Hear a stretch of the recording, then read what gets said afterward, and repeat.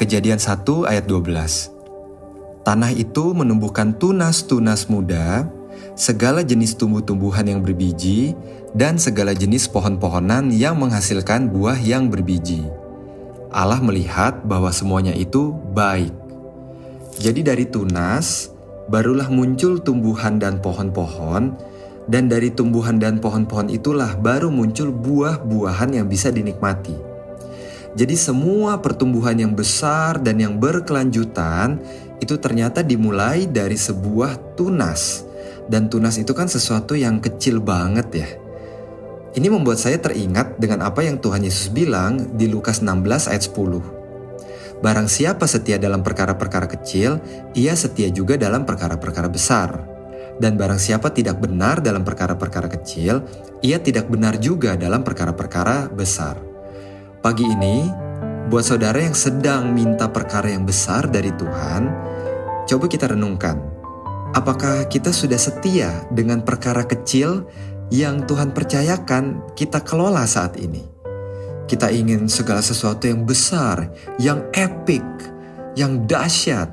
Pertanyaannya, karena semua yang besar dimulai dari yang kecil, semua pohon-pohon besar yang berbuah itu dimulai dari tunas yang kecil, apakah kita sekarang sudah setia atau sedang setia dengan perkara yang kecil? Tapi sesungguhnya perihal tunas ini, kita dari tadi ngomongin soal tunas, itu ternyata cuman gambaran. Gambaran dari sesuatu yang lebih besar sebetulnya, lebih dahsyat, lebih mulia bahkan daripada sekedar dari tadi yang kita omongin soal promosi jabatan lah, klien yang lebih besar lah, pengen dapat audiens yang lebih banyak lah, pengen sukses yang lebih dahsyat lah dari kesuksesan yang sekarang. Karena di Wahyu 22 ayat 16, kita perhatikan Tuhan Yesus sendiri bilang, "Aku, Yesus, telah mengutus malaikatku untuk memberi kesaksian tentang semuanya ini kepadamu bagi jemaat-jemaat. Aku adalah tunas, yaitu keturunan Daud, bintang timur yang gilang gemilang." Tuhan Yesus bilang dia adalah tunas. Nah, perkataan Yesus ini sebenarnya adalah penggenapan dari nubuatan Nabi Yesaya. Kalau kita baca di Yesaya 11 ayat 1-2, di situ ditulis, "Suatu tunas akan keluar dari tunggul Isai, dan taruk yang akan tumbuh dari pangkalnya akan berbuah. Roh Tuhan akan ada padanya, roh hikmat dan pengertian, roh nasihat dan keperkasaan, roh pengenalan dan takut akan Tuhan." Yesus ternyata adalah tunas, dan seperti kita tahu dan kita akan menjelang Jumat Agung dan Paskah, Yesus adalah tunas yang tertanam dan bangkit.